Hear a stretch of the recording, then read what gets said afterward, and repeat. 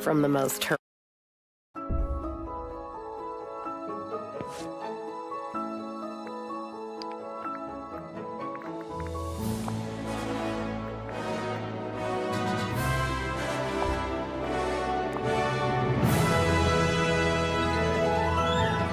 Jeg må finne Valley Visit Station først.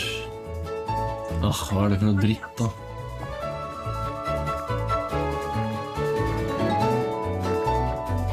Men spiller jeg med din save nå?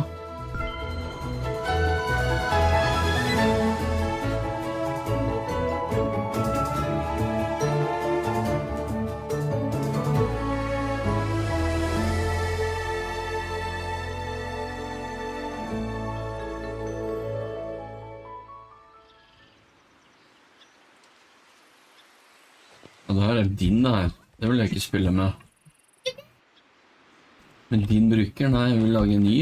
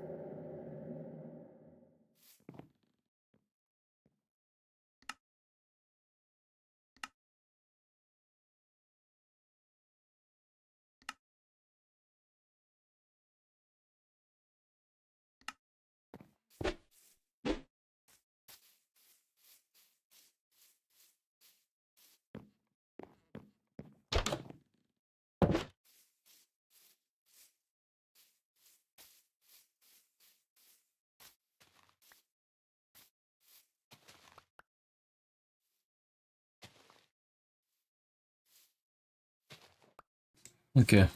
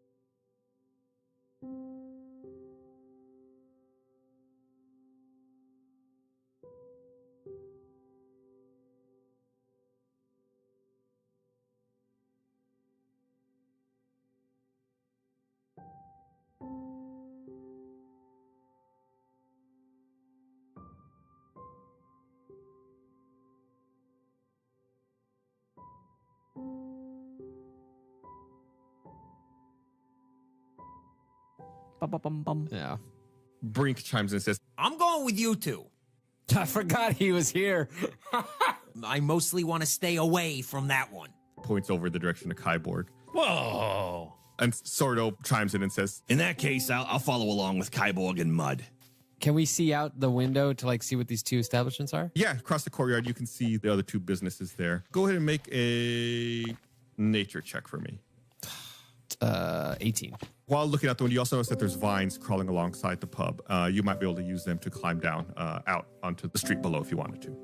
Can I tell what the two businesses are, just so we can like make a plan? Oh, yeah, there's a bakery and an apothecary. All right. The bakery is on the left-hand side. Then there's like a little pathway through to the Glocken Tower. And on the right-hand side is where the apothecary is. Bart and Gomgom, which one do you want to go to? I have no idea where are we? I'm gonna, Bart also is, his stomach's rumbling a little bit. So the bakery's calling to me. How did I not guess that you're going to go to the bakery? Apothecary is a place who prepares and sells medicines and drugs. I was just worried that Gum Gum wouldn't be able to pronounce apothecary, so... And Kyborg definitely didn't Google apothecary. No. Webster's Dictionary defines apothecary as... He delivered that so naturally. Okay, so we can go out this window, and there's some vines for us to climb down, and then we're going to split off and go to our respective businesses to look for Howie. And who's Howie? This is even easier. You're going to go to a bakery with Bart. Okay. You did remember Howie. Howie is who Brink mentioned earlier as the person who could help you figure out what's going on. He's a Canadian comedian who was on Deal or No Deal for Monsters.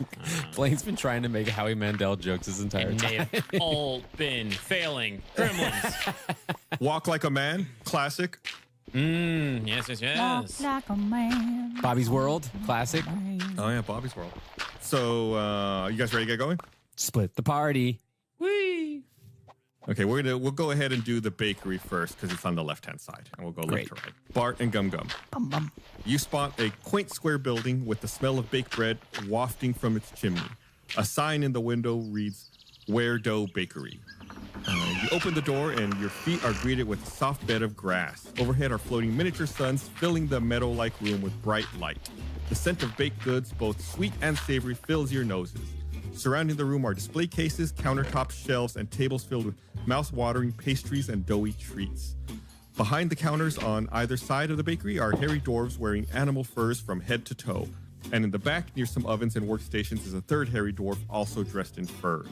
They're hairy. Bart walks in and immediately his eyes get really big because his stomach is just growling like crazy. He has not eaten in a really long time. Well, you can see there's a maplewood countertop. There's someone standing behind it, and behind them are shelves upon shelves holding different kinds of bread. Ooh. He wants to go up to the counter and inquire about said breads. Hello. What a beautiful bakery you have here. Mind if I take a look at your selection? This particular dwarf you're talking to is wearing a gray wolf hood and has a name tag that reads Banshee. Banshee says, "Oh, yeah, we have all kinds of breads here." Starts pointing at the shelves behind themselves. and says, we have some sourdough rolls, we got some Sawyer's flatbread, we got some brew bread, we got Yurtenbrew. You know, sourdough sounds pretty good right now. Gum Gum, you hungry too? Yeah, I'm hungry. You're drooling looking at these breads, and when you notice that there's another glass case off to the side that seems like it has sweet pastries in it, if you're also interested in that. And there's a different dwarf over there by the glass display cases. Can I get a donut? You want a donut? Okay, let's go ask about the sweet pastries. Over there by the glass cases is a silky-haired dwarf wearing a striped tiger hood and a name tag that reads Lemon. Lemon standing behind the glass display case filled with decadent pastries and pies. Lemon begins pointing out the different options available to you. It says, we have drag nuts, we got barky bickies, we got comfruit pie, we got root cake. What sounds good to you, Gum Gum? I want fruit pie. I want comfort pie. Comfort? Comfruit. Comfort. Totally heard that correctly. All right. Lemon, is it that your real name? Yes, Lemon. Delicious. Delicious lemon. That's how I always greet clerks when they have name tags. Is that your real name? Real name? I would like to purchase comfort pie for my friend here. Delicious. It's a pie made with fresh local fruits that tastes like a spoonful of sugar. But make sure you eat it within a day. Or else what? Oh, then it's not so tasty. You die. The Best Buy date. 5 copper pieces. I don't have any copper. You give them a silver and they'll give you change. It's 10 to 1. Okay. Oh, thank you very much. Here is your comfruit pie. Here you go, Gum Gum. And he just eats the whole thing. Gum Gum, you recover 5 hit points when you eat that. Not even a bite for your old buddy Bart. I'm here. sorry. All right, okay. Can I get one more comfort pie? I'm gonna get some sourdough bread, actually. Goes back over to Banshee. It says, ooh, our sourdough rolls are the glistening rolls with freshly drizzled butter and a garnish of parsley and paprika. All right, lay it on me. There you go, 5 copper. Okay. And Bart eats it as well, all in one bite. He wants to impress Gum Gum. And I was going to buy another one for Bart. Another sourdough roll? No, comfort pie. Oh, okay. How do you think I got to be 150 pounds? You also notice that there's yet another dwarf. He's not in front of anything, selling anything, but it seems like he's putting together ingredients, trying to actually bake something at the moment. Let's go talk to him. So this is a fuzzy dwarf wearing a brown bear hood and a name tag that reads Ryan. It says, oh, hello. Would you all care to help? I'm trying to figure out the most tasty recipe for bread, something that'll really draw the customers in. I can give you some free samples after it's baked. You just have to help me figure out what to put into it. Okay. I think there's maybe something else you could do for us in return if we help you. Bart comes in a little closer. What's that? We're looking for a fella named Howie. You ever heard of this fella? Seen this fella around here, these parts? Howie.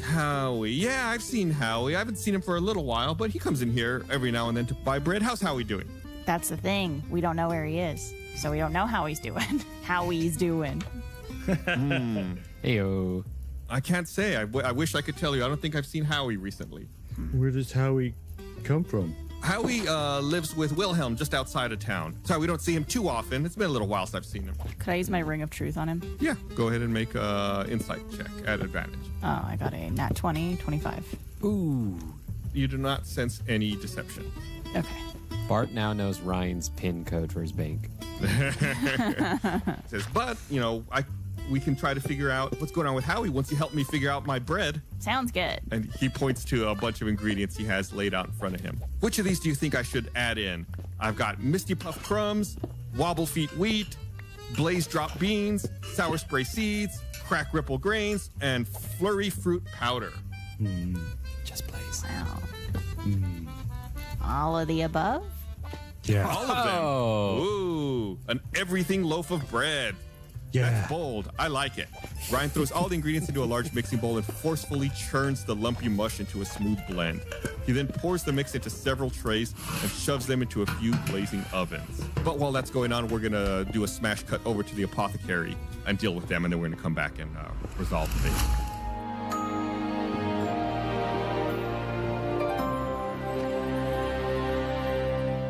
Thanks for watching this episode of Tales from the Stinky Dragon. Hey, speaking of Tales from the Stinky Dragon, did you know there are many, many ways you can directly support the show? One of those ways is by checking out our online store at store.stinkydragonpod.com and picking up some awesome merchandise. We have products featuring not only every campaign, but every player's character as well. Everything from hats to shirts, to hoodies, to stickers, to mugs. All things Stinky can be found at store.stinkydragonpod.com.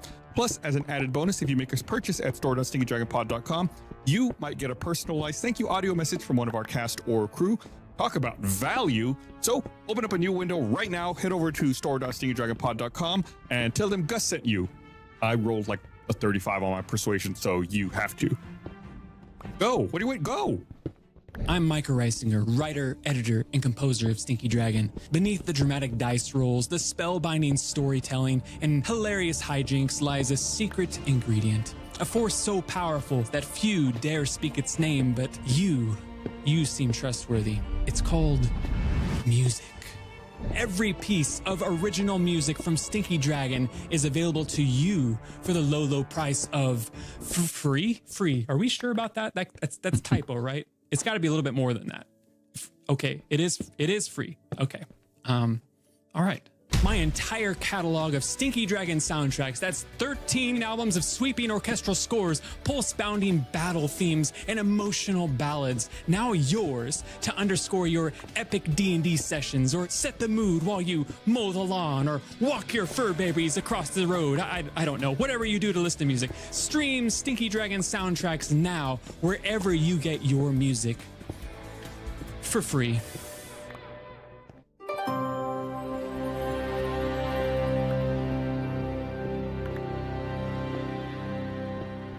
An apothecary, which is what, Blaine?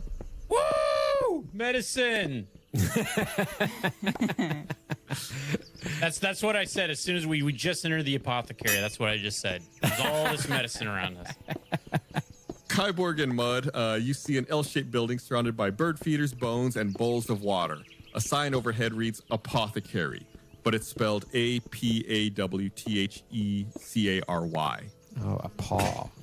Yeah. Oh, it's an animal place. You open the door to a cacophony of chirps, barks, and meows. Along every wall are small cages of adorable baby animals, all surrounding Kyborg, who's yelling medicine. Dangling overhead are charming birdhouses where tiny birds flutter between roosts in the high ceiling. And in the back, you notice a long wooden countertop and a swinging doorway that leads to the second half of the shop. Behind the counter is a smiling stout dwarf with rosy cheeks wearing a long cloak covered in pockets and pouches. She's holding a shepherd's crook with a baby owl perched atop, hooting happily. At the moment, she looks to be feeding a little ferret sitting on her broad shoulders. Wait, hold up. How many animals am I looking at right now? What animals am I seeing? I get to add these. Owls? I'm adding an owl. He's like Neo in the Matrix. He's just downloading all this information. His eyes are fluttering. I know pets. You saw an owl. You definitely saw a ferret. I know pet. Ooh. There's also a lot of mundane animals you've seen before, like there's dogs, like dragons in cats. here, right? There's I can't turn into that anyways. But owl and ferret. Any other like? Is there like a kitty? Yeah, there's cats. Okay. Is there any flying snakes? Flying snakes? No, you do not see any flying snakes. Hey, Mud. What if we buy a snake, and then one of us magic dorks casts a spell to make it fly, and then we totally prank Tussler? That would normally be such a good use of our time right now, if not for the fact that we're actually trying to accomplish something. So, while you fester in your vendettas, I'd like real to. Fast, I forgot to mention there is actually a list of animals in cages here that I can read to you that you do see if you're curious about. I absolutely am. Add to my menagerie, my dude. You see a badger cub. You see a pocket frog. You see a metal fish. You see a sea otter. A Kindle kitty, and a hyena puppy. You gotta be a sea otter. And then a hyena puppy? Yeah. It's a hyena, but it's a baby. All right. So, and then the owl. Yes, and the ferret. And they all have prices on them. They're all available for purchase here at the apothecary. And you're free to pet them if you want. Oh. Yeah, okay. Mud is very torn right now. Because I want to spend time with all the animals. Should we free let's talk to this person. Let's introduce ourselves. Okay. Hello, my name is Mud, and this is my friend Kyborg. Oh, Welcome to the apothecary. I'm Lush Breadwin. What can I do for you? Are you looking for a familiar or a pet? Would you like me to introduce you to any of our furry friends or our not so furry friends?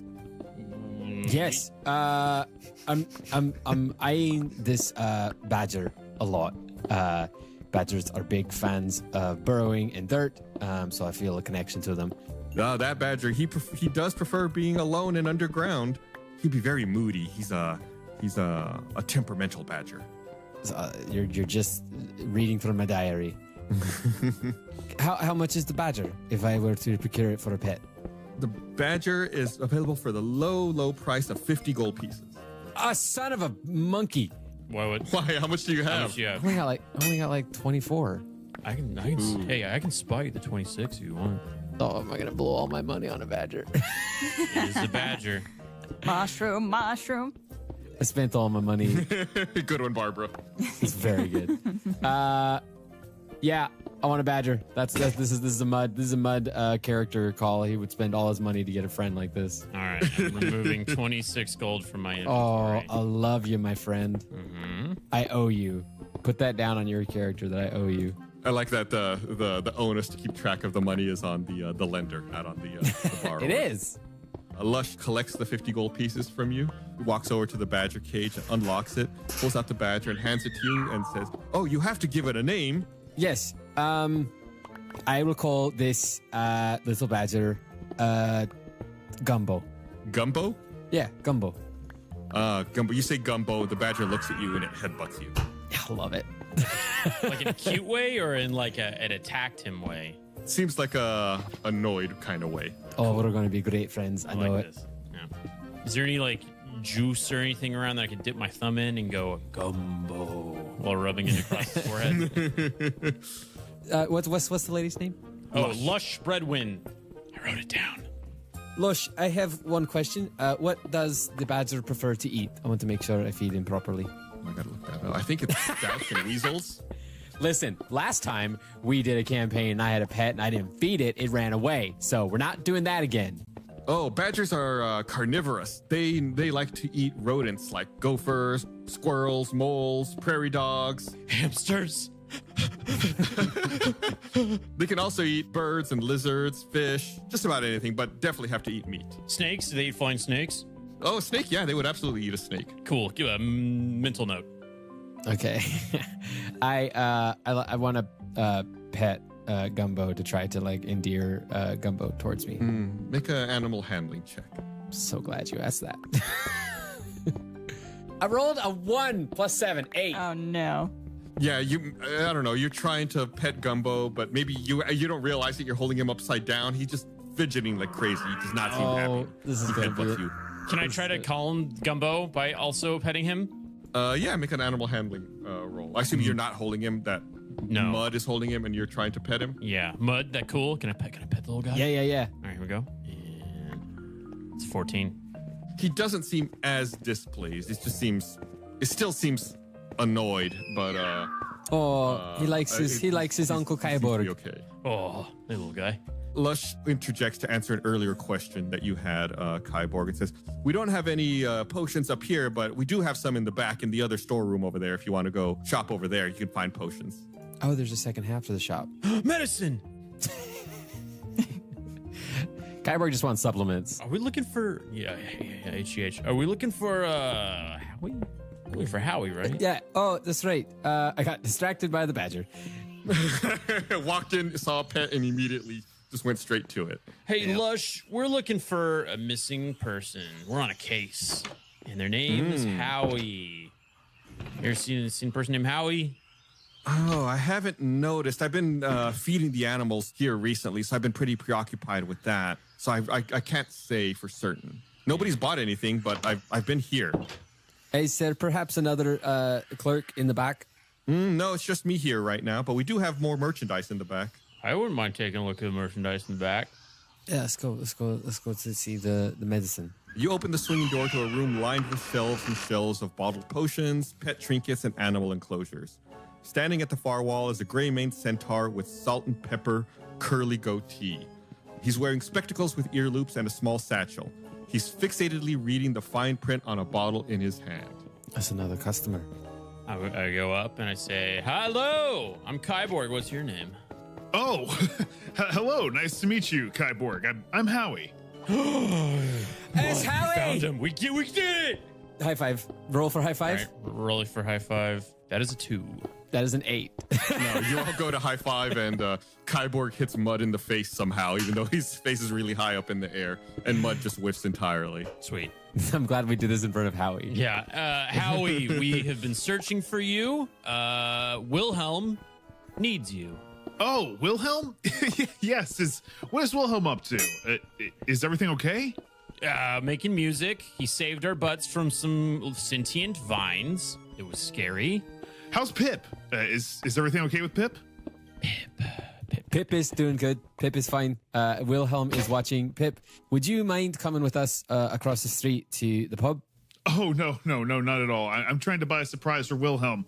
I want to get a new pet. I just don't know which one to get. There's so many options. You do know you're in the back of the shop where there's no pets. Yeah. Yeah, but I thought this might help. He shows you he's holding a potion of animal friendship. Oh. That's cool. I think I might need that. You might need that, yeah. Is there a price tag on it? Yeah, it says 30 gold. Cool. The economy in Herbloom is just out of control. Magic items are expensive. I talked to Lush. We just bought the badger. We want to give it a long, happy life. We want to make sure that Mud's on the right foot. Can you give us a discount on the animal handling potion, please? Go ahead and make a charisma check. Ooh, like my persuasion. My strongest one. Yes. That's a 6. Lush says, "No, I'm sorry. That's 30 gold. That's the lowest price that we can let that go for." Dude, didn't even. I got like 90 gold. No, I don't. Oh, okay. I don't want to spend 30. I appreciate it. It's very nice of you. Howie, okay, so you've got a bottle of animal friendship. Are you planning on using that as some sort of particular animal or something? Animal. Yes, that's right. That's it. Wilhelm. I want to surprise Wilhelm with a pet, but I don't know which one.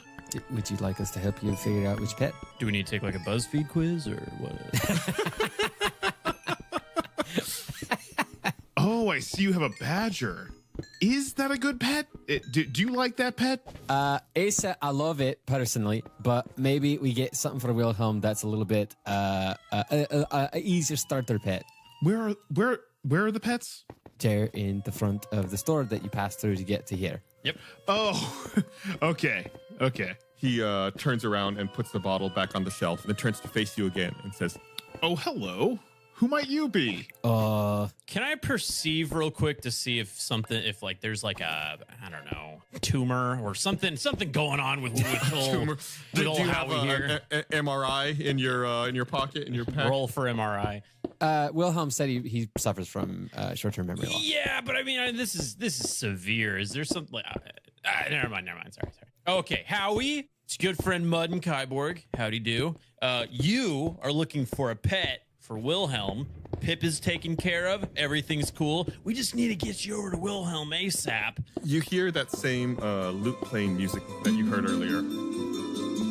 Suddenly, the lights go out. Everything goes black. This is not good. We're back with Bard and Gum Gum. You hear a kaboom followed by a splat, and it feels like you're covered in a thick slurry. Oh my god. You hear Ryan's voice say, "What the crumb cake? Is everyone okay?" Banshee yells out, "Of course not, Ryan. I can't see a thing and I'm covered in goop." Oh. Lemon calls out, "Calm down, Banshee. We just need to turn the lumen balls back on. Here, I'll do it." Ryan yells, "No, wait, Lemon, I got it." You hear clapping. The floating spheres illuminate once again, but they are dimmer and emitting a cool hue of light. You look up and see several small full moons floating overhead. Snarls and howls fill the room as the three dwarves shapeshift into ravenous beasts, a bear, a tiger, and a wolf. What? You also notice that the slurry that's covering you in the room is now quickly rising and you seem to be sinking. In the dough? Yes, it's quickly rising and like engulfing you. Oh my god. Too much gluten. Oh, there's so much gluten. Okay. But it's also trapped three ravenous beasts as well, and they're struggling in the dough. Wait, so why did they transform? I don't know. I think the music was in our space. Everyone hears the music. Oh, okay, okay. Everyone hears the music, and it made the dwarves into beasts. You said? They were wearing those clothing. Yeah, they were wearing. It was like a He had like a tiger hoodie. tiger and a wolf. Yeah. Oh, interesting. All right, well, have fun in your murder bakery. What do you guys want to do? Is the dough cooked? No, it's like when you leave. I don't know if you ever bake bread. Like you leave dough out and it rises. That's what it's doing. It's still raw dough that's rising. Both of you go ahead and roll a perception check. I got a 1, but I'm doing that again because I'm lucky. Yeah. You use that skill a lot. 9. I got a 3. Yeah, you're still really confused. You're not quite sure exactly what's going on in here. Okay, so we're stuck in the dough, but so are they. Do they seem to be wanting to attack us? They're like thrashing around. Yeah, it seems like they're looking in your direction, but they're stuck in the dough. Okay. Doesn't dough like go squishy if you make noise or something? How does the dough fall? If you make noise? Can't it go fall if you like don't do it right? I don't know anything about baking. Man, I really thought it would be a good idea to come here instead of the apothecary because I thought food would be simple. Could I try to cast sleep on all 3 of the dwarves? I guess beasts? Yeah, go ahead. You can try that. Roll 5d8. The total is how many hit points of creatures this spell can affect. Rolling. Coming in hot. We got 17. Oh, it's not a good roll. Not a great roll. Yeah, that doesn't affect any of them. That's too low of a roll. Jesus. Okay, can you paint a picture of what we see? There's the animals and the dough. Yeah, it's like it's the same scene you saw earlier. You know, where there's different counters and glass cases, and where the dwarves were. Obviously now it's the beast, but there's now this dough everywhere, and the lights had gone out briefly, but then they were turned back on. But instead of suns, it's now a cool hue of light being emitted from full moons that are floating overhead. The moons are making the light, and the dwarves turn that on. Yeah, they started clapping to try to turn the lights back on. Could we try to clap, or are our hands kind of stuck? Yeah, you could struggle a bit. You can make like a strength check to see if you can move or to pull your hands out. Yeah, let's do that. Okay. Smart observation. It's a 20. Oh my god, 1. Doing that again. Jeez. Oh my god, 9. I'm rolling like boo-boop. Ooh. Gum, you had a pretty good roll. What do you want to do? Do you want to try to move? Do you want to try to clap? What do you want to? What's your plan here? So is it sucking us up in the moment? Or is it like quicksand? Like what's... Yeah, it's like it's rising and simultaneously you're sinking into it. Okay. Kind of like rising around you. Yes. Before we clap, is there something I can grab hold of that pulls up? Yeah, you could pull yourself up, but Bart is still struggling a little bit. I can't pull Bart up too? No. Well, I have rope though. Can I give him the rope and pull him up? Yeah, you'd have to make like a dexterity check, I guess, to try to like make sure you toss the rope into close enough to Bart so that Bart can grab it. Okay, I'll do that then. Do I have to do any check? Or I just... No, we'll see if the rope gets close enough first. Yeah, the rope gets tossed out to you. You're able to grab onto it, Bart. It's not a problem at all. Get the rope. And I like pull him up to wherever. I guess I'm like on the counter now. You're still like kind of stuck in the dough, but not as much. You're a lot more free now. We'll say it's like before it was like all encompassing. Let's say up to like your shoulders, but now it's like down to like your knees or so. Quick, Gum, get me out before I get a yeast infection. Nice. All right. So all right, now we clap. Am I still in the dough? I don't know if I could clap. No, I thought I pulled him up. Yeah, you're pulling Bart out. Bart can't act this turn because they had to like pull themselves out. But if you want to clap, you can go. Okay, then I clap. What do you like? How many times do you clap? I guess 5.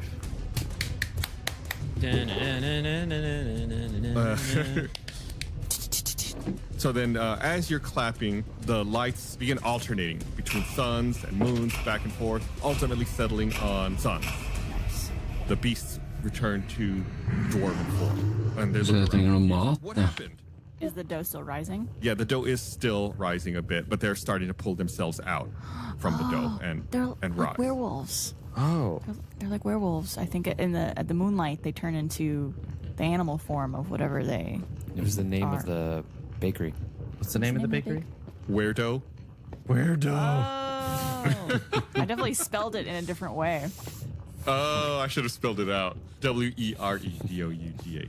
Banshee, Ryan, and Lemon are looking around, blaming each other. Like, you need to clean this up. No, you need to clean this up. This is your fault. This is your fault. Brink says, Maroon, this is a waste of time. Let's try the next shop. Okay. Yeah, I mean, anything to get out of this dough catastrophe. I'm down for that. I like bread. People like bread. You guys definitely did not rise to the occasion. Oh, that was there. It is. Yeah, and what the hell did you do, Brink? Me? I swiped all of this. And he opens up his bag and shows you that it's filled with sourdough. All right, okay, you've been redeemed.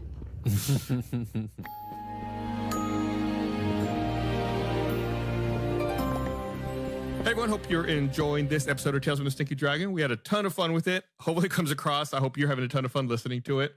If you are, can't reinforce it enough. The best way to help out the show is to tell a friend, engage on social media, use hashtag Stinky Dragon Pod, or send us a tweet or message on Instagram at Stinky Dragon Pod. If you interact with us, we might even use your name as an NPC in an upcoming episode, just like Banshee, Lemon, and Ryan, all from the bakery. They are named after at Long Tongue Wolf, at Lemon Chaser, and at Ryan Wrights from social media. Thank you so much for listening to the podcast and interacting with us. Hopefully you enjoyed your little cameo in the show. Hey everyone, I want to tell you about something really awesome we're doing over on our Patreon. We've been playing Baldur's Gate 3, the award-winning D&D video game, but completely in character as Mud, Bart, Kyborg, and Gum Gum. So if you think our normal adventures are chaotic, wait until you see us in a fully open world RPG where anything is possible. Bart's looking for love, Kyborg tries to solve every problem with backflips, Mud tricks me into using Bart as a weapon, and Gum Gum is learning about life and where babies come from. So if you like the Infinites, this is for you, and it's only on our Patreon. We've got a whole collection of exclusive gameplay videos, like John and I playing Elden Ring as Gunther from Campaign 3. There's also D&D one-shots and mini-campaigns with new characters and wild adventures. So go to stinkydragonpod.com where you can access all of our exclusive content and a bunch of other cool perks. That's stinkydragonpod.com. It is the best place to directly support the making of this show. Thank you so much. Hey guys, it's me, Blaine, and I got a quick question for you. Do you like puppets? Well, of course you do. Everybody loves puppets. Well, I have some great news for you Tales from the Stinky Dragon fans. We adapted the Infinite campaign into its own puppet show called Stinky Dragon Adventures. Each episode's about 11 minutes each. The story focuses on things from both the podcast and things that we just wrote specifically for a puppet show that we thought would be funny and cute. You can check it out at our Patreon at stinkydragonpod.com. And here's a little sneak peek just so you can kind of see what you're in for. This dungeon shall be your grave, and I shall take from the Infinites their beloved interns. They don't even know who we are. Let the pain begin.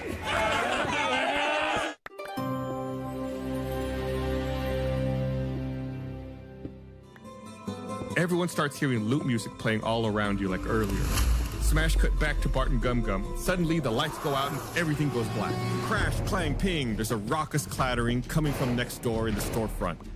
The slam bursts into the swinging doors as a stampede of giant animals. A giant hyena, a giant frog, and a giant owl tower over you. And Gumbo the badger in your hands grows as well to a giant proportion. Howie yells, "Quick, let's get out of here." And Howie begins galloping toward the door. You hear a really deep hoot from the owl as it snatches Howie with its immense talons and swoops into the air. You guys go ahead and roll initiative. That escalated quite quickly. Oh, Howie. I don't want to fight animals. Howie's a centaur, right? Yeah, Howie is a centaur. Yeah, so he is so this owl just picked up a horseman. Basically. Yikes. They're huge. I said they're massive. I rolled a 9. I really don't want to kill animals though, John. I've already killed enough animals. But these ones are actually big enough that it's not so sad when you do it. No, it's still sad because they were pets, but 30 seconds ago, you know? Well, I mean, they weren't technically pets. They were still animals in a cage. Soon to be pets. Mud is both frightened of all of these large animals, but also just looking at them all and memorizing them all to be able to turn into all of them in their large forms. Oh, yeah. DM, can he turn into the giant versions of these animals now that he's seen them? No, he can only turn into the regular size version. Yeah, but I can still, I can turn into, a full-on hyena now. You can turn into a centaur? I don't think that's on my list. No, I'm pretty sure that's how this works. I'm pretty sure how that game works. Wait, can I turn into a centaur version of Mud would be my question. So like Fearball top, horsey bottom. No. Let me check. No. Someone woke up cranky this morning, and his name starts with a G, ends with us. Ends with you guys. No, it's just I want to shoot something. How quickly you change. You go from not wanting to shoot animals to wanting to shoot them. Is there a chance that we could figure out a way to incorporate a velociraptor into the story? Because its CR rating is only 1/4, and I could totally turn into a velociraptor. I'm in agreement here. We'll have to like take some kind of side trip to Jurassic Park, see some dinosaurs. There's a surprising amount of dinosaurs in this list of wild shape animals I can do. Welcome to Jurassic Park. I just want to quote Muldoon in the entire thing. If you ask me, all John should be destroyed. Hello, John. Hello, John. Hello, John. Hello, John. Okay. Hello, John. Kyborg, you're first. What do you want to do?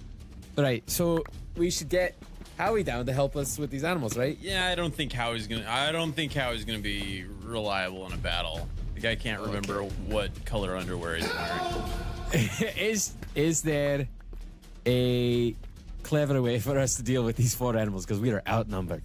Okay. I scan the walls of this apothecary, and I look for One more time. Flawless. I want to see if there's any explosives or anything on the wall. You know, sometimes there's explosive chemicals and things. Cyborg would like to throw a Molotov cocktail at animals. Well, you remember that when you first found Howie, he was holding, and he showed you, he was holding that potion of animal friendship, which, you know, he has subsequently dropped once being picked up by the owl, and it's on the ground. On the shelves around you, you see some gauntlets, a ring, and a cage. Can I go over and get the animal caring potion? The animal friendship? The animal juice? Yeah, you'd All be right. able to walk over and grab it. All right, I want to go get the animal juice. The potion of animal friendship. That's the animal juice. I want to do a somersault over to the potion, and I want to chug it. Okay, make an acrobatics check. Boom. Ooh, that's a Shakalaka. That's a 1. Kyborg tries to somersault, but ends up face planting instead, and is now lying prone on the ground after hitting it face first. Was that my turn? Normally, I'd let you get up, but you rolled a 1. Okay, well, good thing I've got action surge. Here we go. I meant to do that. Hey, I meant to do that. Now I'm prone, so I can crawl through all the chaos on my arms and legs. You got to stay low when there's danger above. It only makes sense. Because there's an owl carrying a centaur, so I needed to be low to the flow. Low to the flow. There we go. So then I walk over to it. No barrel rolls or somersaults. And then I want to drink the potion.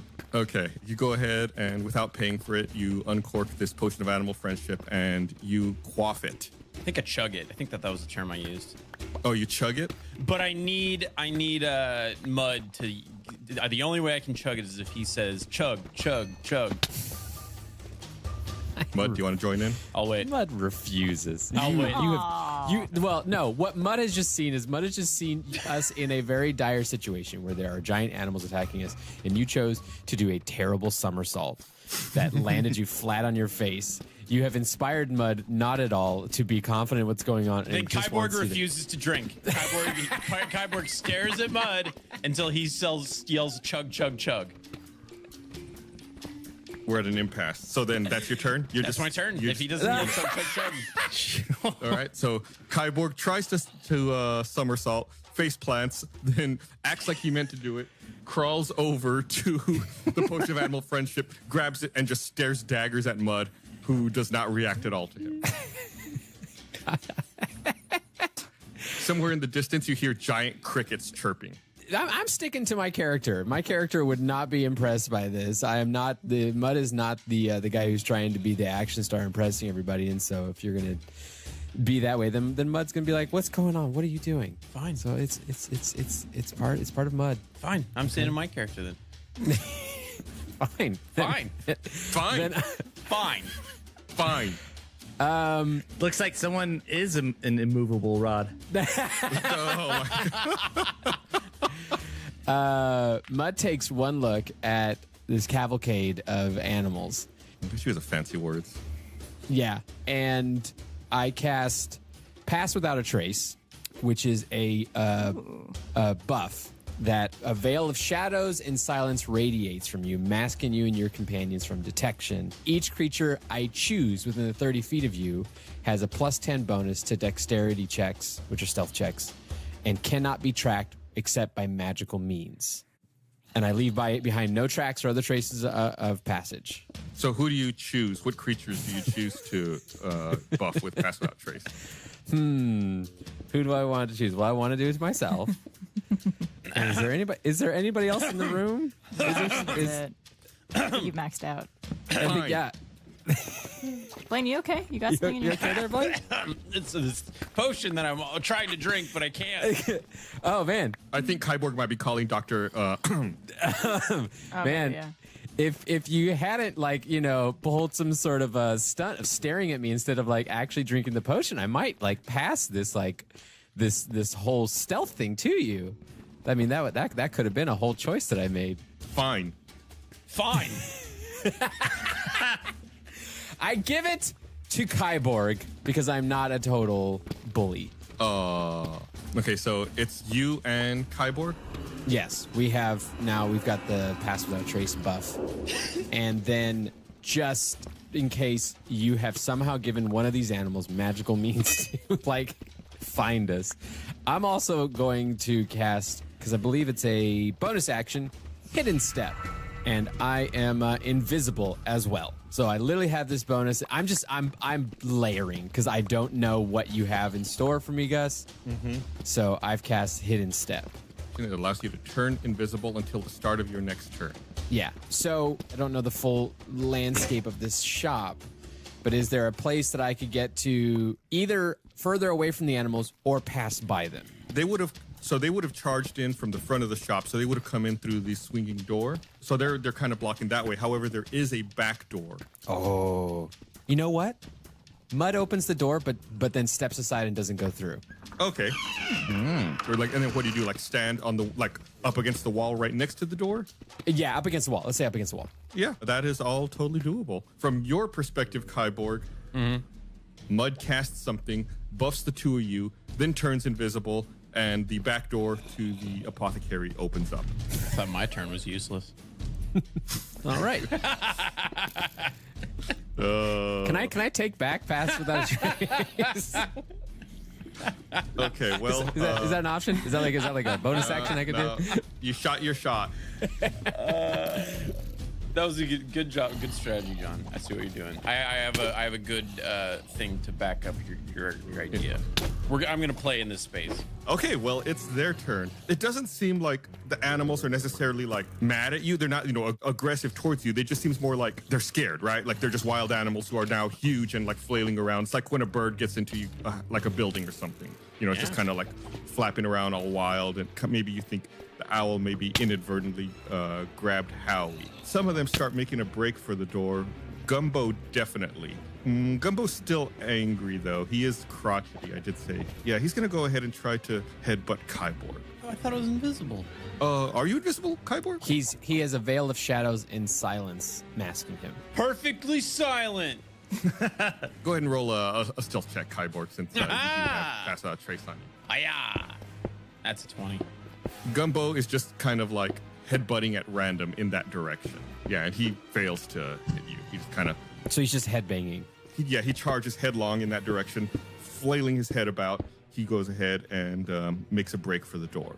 The frog doesn't necessarily know that you guys are there, but, it's kind of a stupid frog, so it just lashes out with its tongue at one of the shelves and brings the shelf down, crashing to the ground. You know when Arnold hides himself in mud in Predator?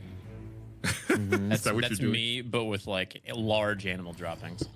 Perfect. So all of the items on the shelves crash down all around you, Kyborg. You're crawling around to stay low from the danger. So go ahead and make a dexterity saving throw. Okay. 8. It's not a good throw. You take 4 points of damage from just glass peppering you. Fair. And now all of the items that I mentioned before that were on the shelves are scattered on the ground all around you. Okay. There's a gauntlet. There's a ring. And a cage. So the hyena comes in, sniffs the air, making hyena noises. What would those be, Gus? Yeah, what would those hyena I need noises to be. I need to be in the mode. Blue Skidoo, we can too. It's a Blue's Clues reference. Oh, he did sound like Blue's Clues. He did sound a little bit like that. And just starts running around the room, thrashing all the merchandise that's around there. The hyena's got zoomies. Yeah, he got zoomies.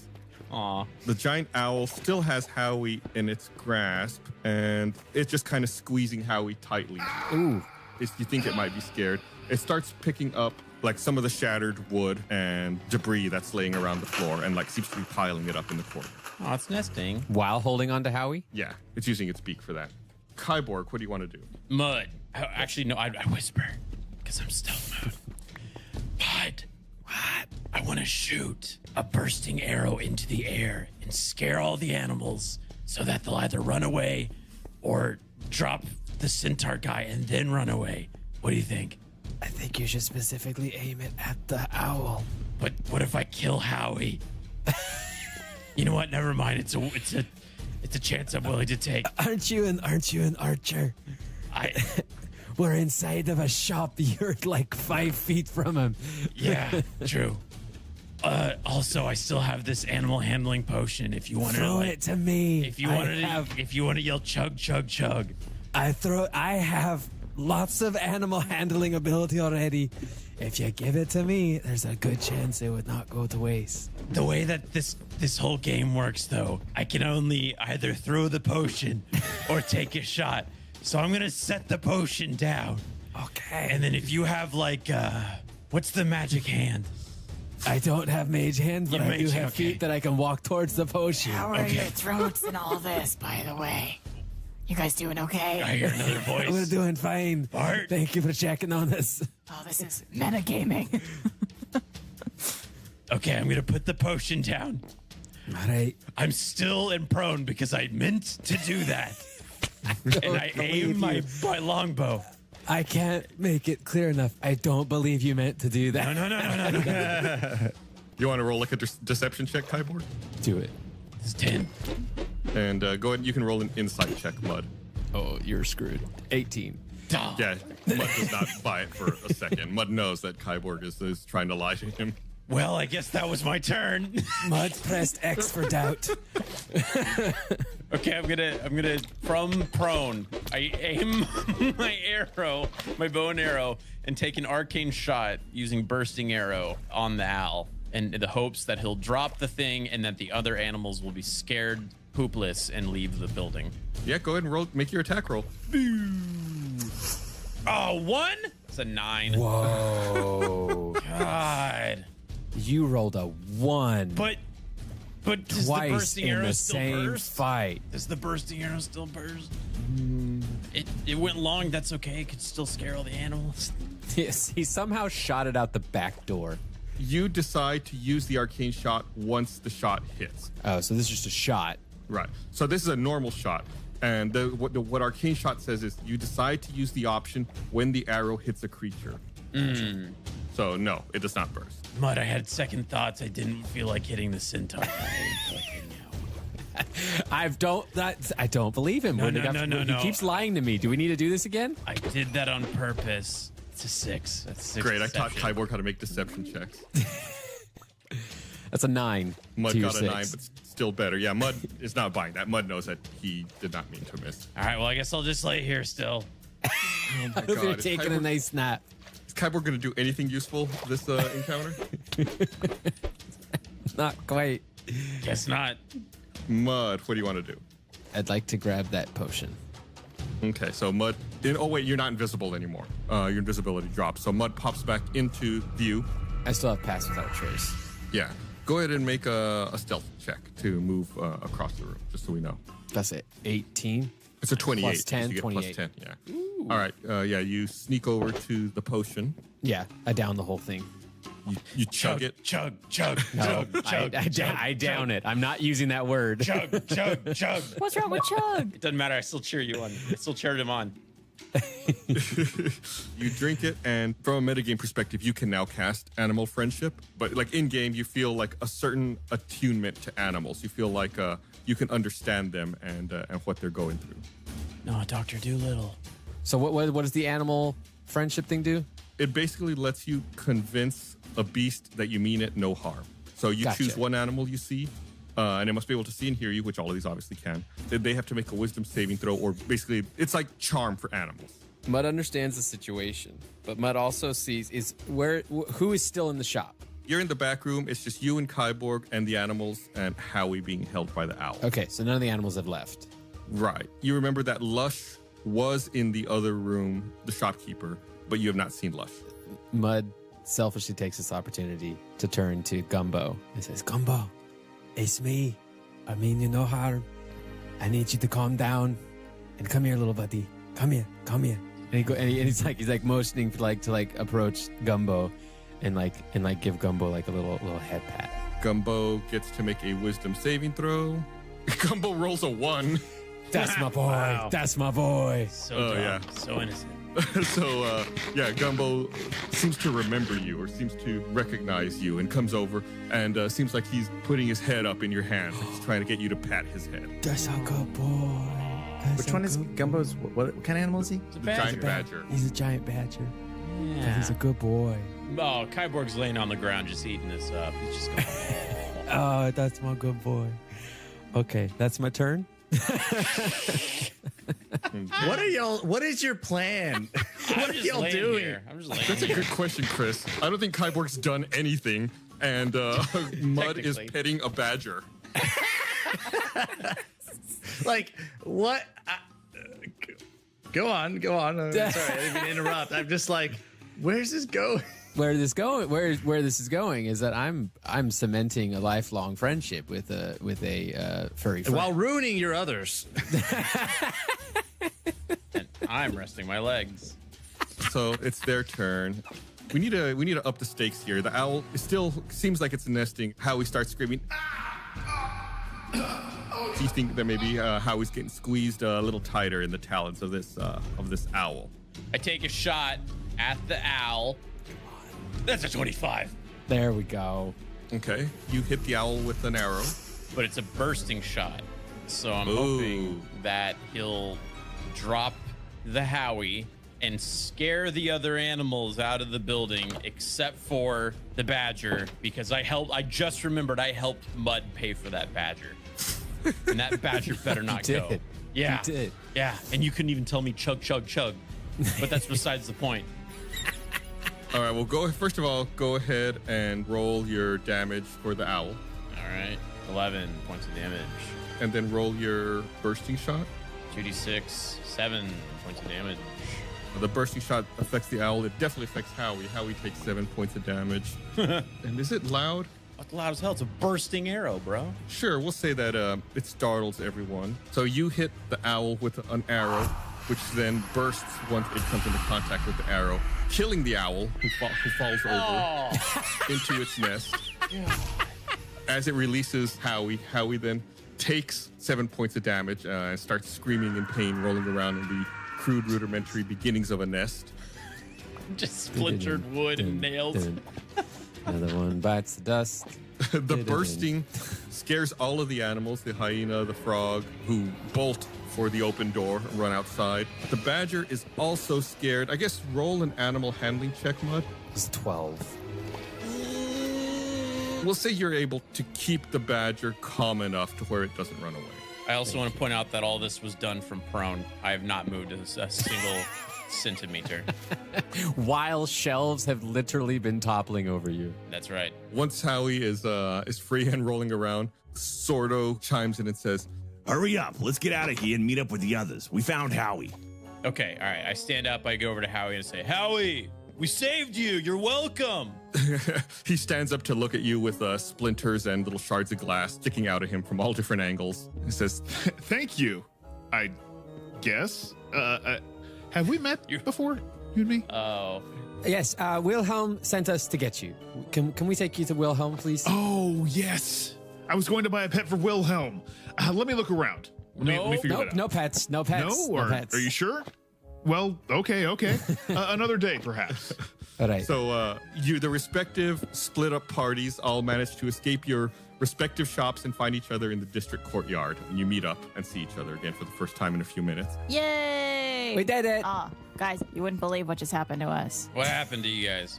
You're not ready to hear it. What you guys what happened? Oh my God. How long was Bart holding that in? Literally just thought of it now, so full disclosure. Oh, nice. You saw the opportunity and you rose to it. Hey. We found Howie. He's here. And then we've also found a pet for me. Why is Kyborg covered in poo? It's a long story. But let's just say that I got my man. Your centaur. Brink chimes in and says, Aren't we supposed to signal Wilhelm or find the way to get this hoofed halfwit back to him? Yeah. Well, that's not very nice. Let's Okay. yes, let's take Howie to Wilhelm. Could I ride him? okay. You have to ask. Is that offensive? At the mention of Wilhelm, Howie kind of perks up and says, Oh, I can contact him. and pulls out a little musical instrument, plays it for just a second, and Wilhelm suddenly appears before you with his floating instruments and Pip floating in her Was it a basket. saxophone? Did he just play us a saxophone? I think he played us a saxophone. I like how we said saxophone and all of us go to the same song. Yeah. That's the only song ever that uses saxophone, I'm pretty sure. Yeah. Howie exclaims, Wilhelm, oh, how I've missed you. How is little Pip? Howie leans over the bassinet and leans in to kiss Pip on the head. Wilhelm replies, Oh, thank Dia, you're okay, Howie. Wilhelm turns to you all and says, I can't thank you all enough for saving my dear Howie. You're welcome. Yeah, no problem. Yeah, we totally helped. Yes, absolutely. Did you guys like eat a bunch of baked goods? No. We do a zoom in on Bart's stomach that's like very much bloated. Is Bart gluten intolerant? Do we need to worry about any bad side effects here? Do you Roll have for celiac? gluten. Roll for Celia. Really? Yeah, should I roll? no. Roll for IBS. Hey, roll. Oh, Nice. man, it's too bad Judge Brett isn't here. Waiting for inspiration to die. Your R.I.P. hands Judge. hovering over the buttons. Wilhelm turns to Howie and says, So, Howie, did you have any luck finding supplies for your invention? Howie says, Invention? What invention is that, dear? Wilhelm lets out a deep sigh and reaches into Howie's satchel and pulls out a piece of paper. The paper appears to be a schematic, covered with sketches and scrawled notes. The drawing looks to be an hourglass-shaped device entitled Recapitulator. That's what we've been looking for.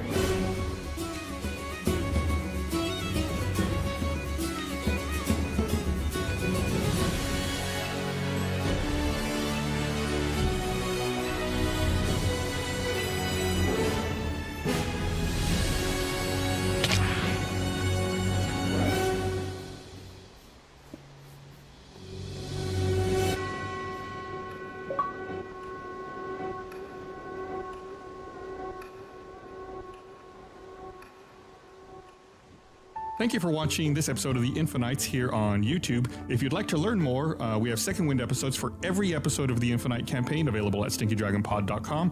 In each Second Wind episode, we break down what happens in each specific episode of the Infinites campaign, talk about the characters, things that didn't happen, outtakes. It's really a lot of information, so check it out at stinkydragonpod.com. Oh, like yours.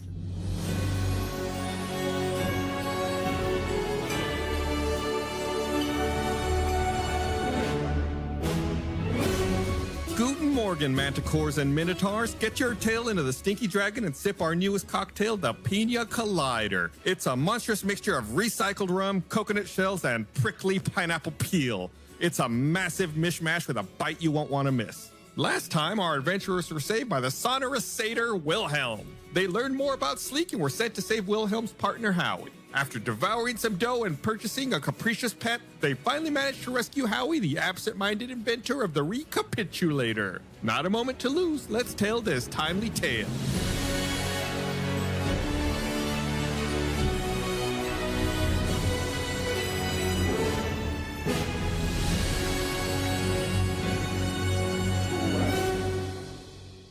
Hello, everyone. Welcome to Tales from the Stinky Dragon. Lots of alliteration. How much alliteration? So much alliteration. I love alliteration.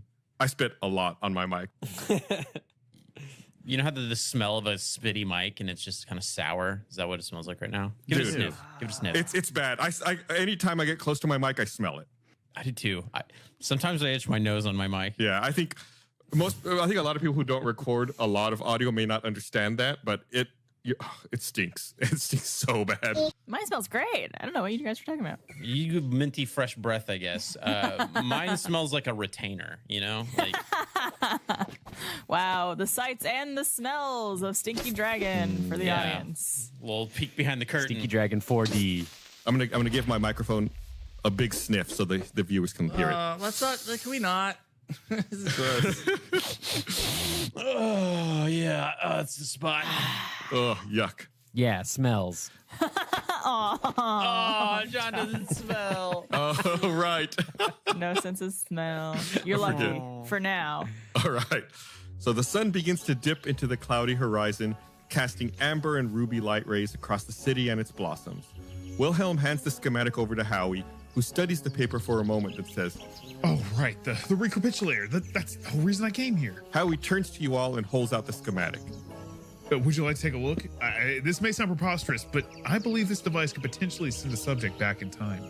Whoa. Yeah, let me take a look at that. And then I hold it upside down, the plans. And I just stare and I go, A little bit of drool rolls out of the side of Kyborg's mouth. Who's like the techiest one of us? I just mean, I like literally in character, like who's our gadget fiend? I have a robot for an arm. I would think, either Kyborg or Bart would probably Yeah, I was be gonna say I'm inclined to Bart liking little contraptions. Yeah. But is that a short joke? Little contraptions. I'm small but mighty. He flexes. Yeah, I think normally you rely on Dr. to do your tech for you. Mud looks at the schematic completely confused. Let me check it out. Could I jump on Mud's shoulders to see the paper? No, well, I think Kyborg's holding it. Oh, well, I want to see it, so I jump on your shoulder still. Oh, okay, just to get a view. Yeah, exactly. Just to see it. Howie chimes in as you all are examining the schematics and says, It's really quite simple. The recapitulator is similar to an hourglass, made up of 4 key components: metal, wood, glass, and most important ingredient, love. Howie's jaw drops and his eyes widen. It's Deja Violets. Howie takes off at a gallop to a flower bed at the western edge of the district's courtyard. He found the flower he needed. How many Deja Violets do we need? Oh, who are you asking? Well, I guess he just left. Yeah, he took off. He galloped off to go look at the flowers. Should we follow? Yeah, that guy kind of sucks his memory, so maybe we should go help him. Oh yeah, okay, that's a good call. Okay, we follow Howie. I run 88 miles per hour. And I'm still on Mud's shoulders.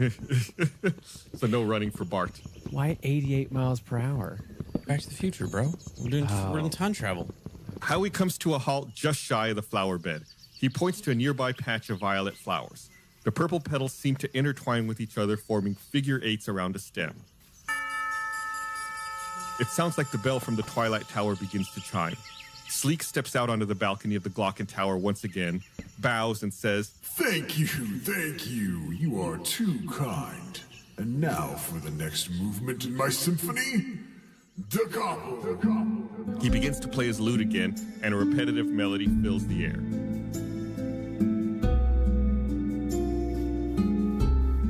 Can I cover my ears? An emerald wall emerges from the ground at the eastern edge of Grubdorf.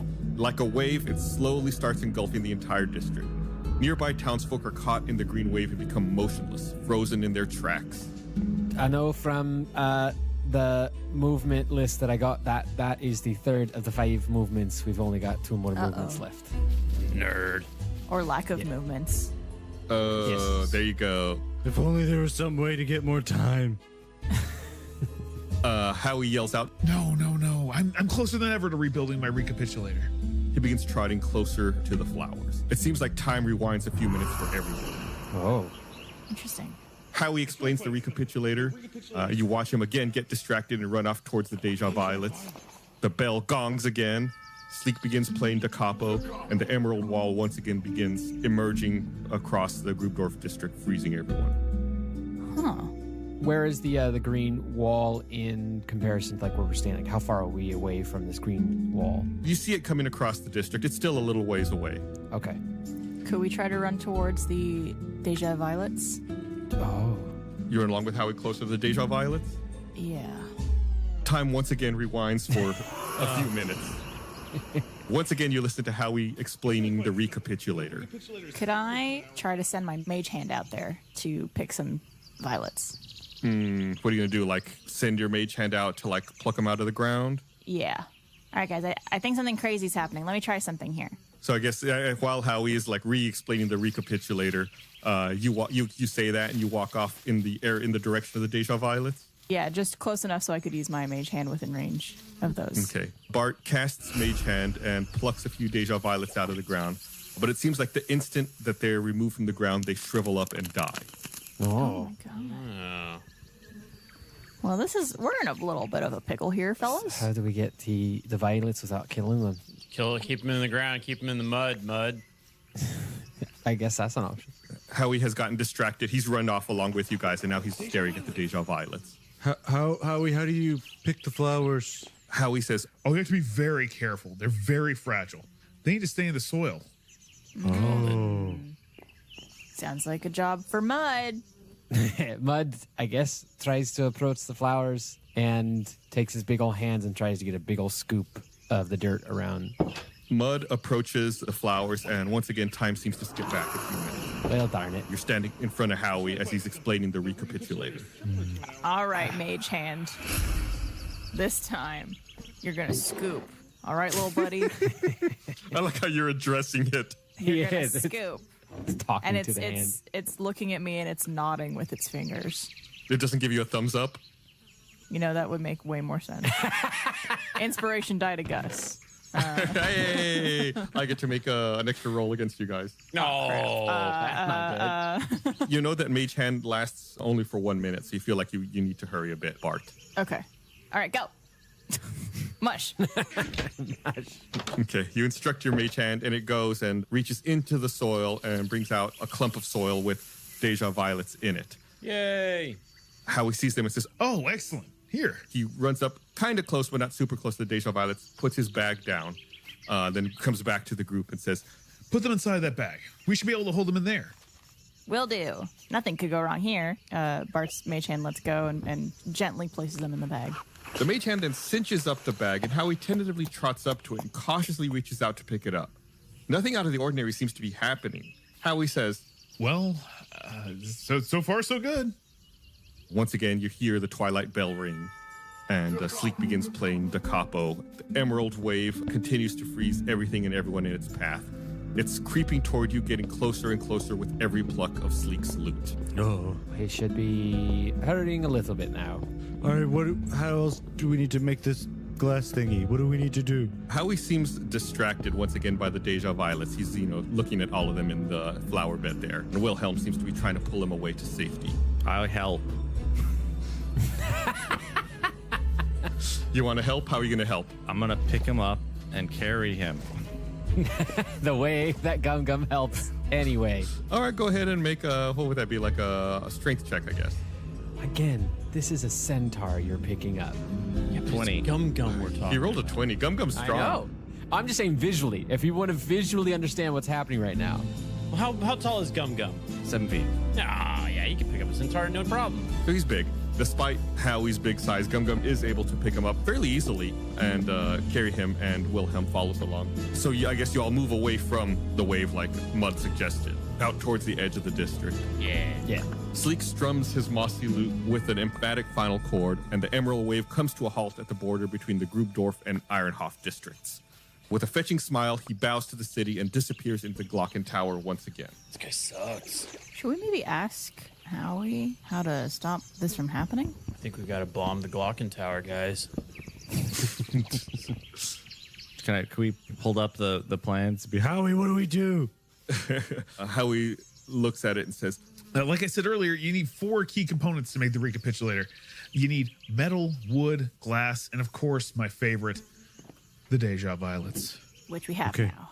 Yeah, we have the violets. And where do we get glass? well, lucky for you guys, you spot a sign pointing to your left that reads Ironhof District. Oh, let's go.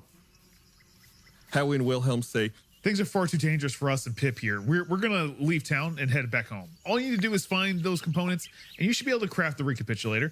The districts all specialize in different items, and it should be able to help you build the recapitulator. Howie hands over the bag that contains the Deja violets and says, "Here, you're gonna need these." Mud takes. Here, you're gonna need these. I'm just kidding. Thank you for reiterating, Gum Gum. Appreciate it. And with that, Howie and Wilhelm take off with Pip in tow. Ta-ta. Cute couple. Pip in tow. Is my badger still giant? No, I think the badger would have shrunk back down to normal size by now. Okay. I give it a cute headbutt. Not a hard one, a cute one. Yeah, he's on my shoulder. Let's do opposed strength checks. Roll a d20. What? Strength checks? Yeah. I don't want to actually headbutt him. That's super hard. 16? Okay, yeah. I was just checking to see if his headbutt hurts you. Oh, okay. Oh, because he's trying. Yeah. No. You headbutt him, and he really tries to headbutt you, but it doesn't seem to have much effect on you. Ah, little guy. Good gumbo. So like I said, there's a En sign som tok pointing off 4 to the for de direction som of mindre Iron att. Hawk Okay. Let's go. District. All right. That's the kind of leadership we need. I like Gum Gum with a purpose. Let's go. He gets very determined. Yeah, gotta save the world. You follow a paved path with flower beds on either side that opens up to another cobblestone courtyard surrounded by 6 tin-roofed buildings with sheet metal walls and iron doors. The buildings are clearly scaled down for smaller folk, and sure enough, as you enter the courtyard, you spot a crowd of halflings that are surrounding a raised silvery platform in the center. All of you go ahead and make a perception check. All right. Oh, 17. 22. That's a nat 20 for 27. Whoa. We're all so Man. perceptive. You all had amazing rolls there. About time. We know every person in this village. So all of you are able to peer past the crowd and see 2 halflings on stage dressed in full suits of armor standing around an anvil. One is holding a hammer and chisel, and the other is holding up a long, ornate sword to the crowd. You also notice that everyone else in the crowd is either wearing full-plated armor or leather aprons. They all appear to be standing at attention with solemn faces. You think that you may have come into some kind of ceremony or service, maybe something related to the district's guild or militia. And in the distance to the northwest, you hear a crash and a few screams. It sounds like they're shouting, "Hair sentimental!" Hair sentimental? Hair? Like on your head? That's what it sounds like. Huh. Can we look off in that direction? Yeah, you can't see too much in that direction, mainly because there's that big platform that seems to be attracting everyone's attention. And atop the platform, the halfling with the sword steps forward. She removes her helmet, revealing her bronze-toned chiseled face and a platinum-colored pixie haircut. Etched into her chest plate reads, Ali Foyel. She says, "I take great honor in sharing this day with all of you, my fellow halflings. For today, we salute Chunky Golden God for their excellence in craftsmanship and the art of swordplay. Swing blade salute." Everyone in the crowd hammers their fists into their palms 3 times. Smack, smack, smack. Bart does the same. So does Gum Gum. Smack, smack, smack. I punched Gum Gum 3 times. Oh. Mud and Kyborg seem to be getting some rather mean looks from the nearby halflings. They're like, looking at you guys. Okay, I do the... I follow suit. Yeah. Ellie places the blade on the anvil and turns to the halfling with the hammer and chisel. She says, "Chunky, please do the honors and mark your initials in the swing blade of glory." Chunky bows. They place the chisel on the blade and raise their hammer high. Whoosh! A huge gust of wind plows through the crowd from the northwest corner of the courtyard. Halflings and pieces of armor fly across the cobblestone. A rotating column of air touches down on the ground and violently rips up cobblestones as it floats toward the platform. It reaches out with a column of wind and sucks up the swing blade of glory into its core funnel and propels Chonky into a nearby wall, resulting in a crunch. A deep, wispy voice bellows from the tornado. I am Chanel, and vengeance is mine. Allie screams out, "Loose air elemental! Halflings, to arms, to arms! We must retrieve the swing blade of glory!" The crowd of halflings disperses into the nearby buildings, and 2 small platoons of armed halflings march in formation toward the air elemental. There's a lot of drama in this town. This is cool. Yeah, I can't... Like, is this... What's the state of the actual town? Has news of Sleek reached this area? Like, is everything in chaos? Like, is this like Columbia and BioShock Infinite? Well, it seemed like they were carrying through with their ceremony when you walked up. It kind of reminds me of Hercules, that town, I think it was called Town of Thebes, where it was like super chaotic and they always had bad things happen, and then They're just Hercules used shows to up and yeah, so that's us. We're Hercules in this situation. We're here to save you, townspeople. There's an air elemental attacking that has sucked in the sword. The Swing Blade of Glory. It has a name. Swing Blade. Swing Blade of Glory. The Swing Blade of Glory, and is now standing in the middle, like close to us. Oh, it's not close to you. It's off in the distance on the platform. But like I said, there's some platoons of armed halflings marching in formation now, approaching the air element. This seems like a good time to earn some favor with the crowd if we go help. Okay. Yay. Okay, run toward him and ask Elemental why she's mad.